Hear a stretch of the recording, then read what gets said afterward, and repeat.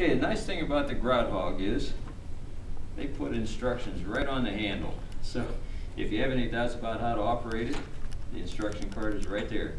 On the Grouthog, the purpose of the Grouthog, first of all, is to clean grout strips in tile floors.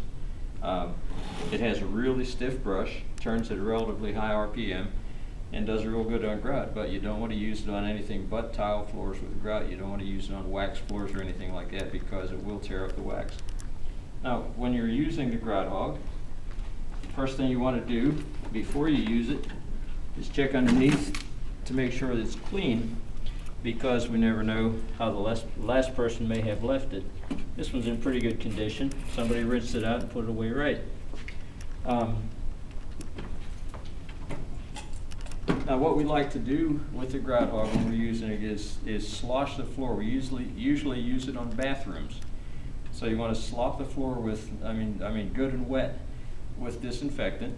Run the Grouthog over it, just take your time and try to run it straight across the grout strips, and then turn it perpendicular, turn it 90 degrees and run it across those strips so that you get all the grout clean. And then wet it again so you get all the soil loose, and clean it up with a blade instead of mopping it back up. And then what we found gives us the best results is when you're running the blade over it, dry it up good with the blade once, and then mop it again with clean water and blade it again, because that gets all the loose residue. And even in your second rinse like that, when you empty your tank on the blade, you'll still notice there's quite a bit of soil in the water. So it's worth going back and doing it the second time. It makes a big difference on the results you come out with. Now on the Grouthog itself, you have an adjustable handle, so you can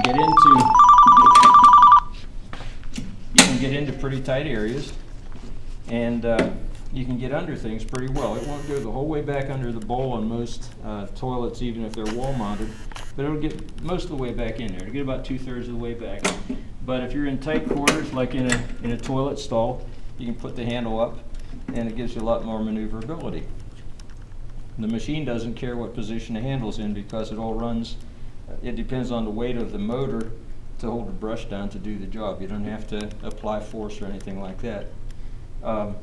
Now, when you plug it in, of course, you want to make sure you have a grounded plug, which we do. And then when you unplug it, you want to make sure you grip the plug, not rip the cord, but grip the plug to unplug it properly. And then when you go to turn it on, there are two buttons on this, an on and off switch.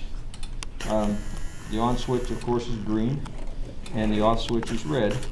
But as opposed to like a vacuum cleaner where you push the button twice and it turns back off, the Grouthog doesn't work that way. You have to use two switches.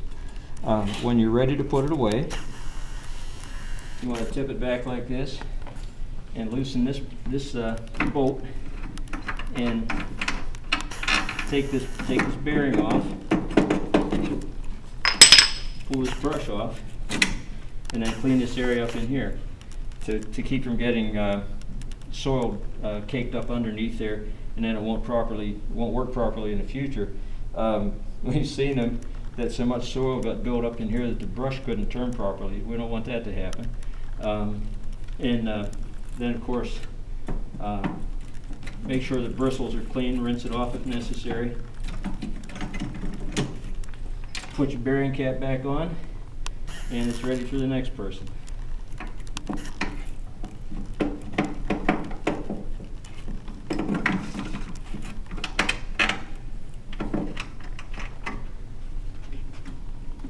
Just tighten the thumb screw down and you're ready to go.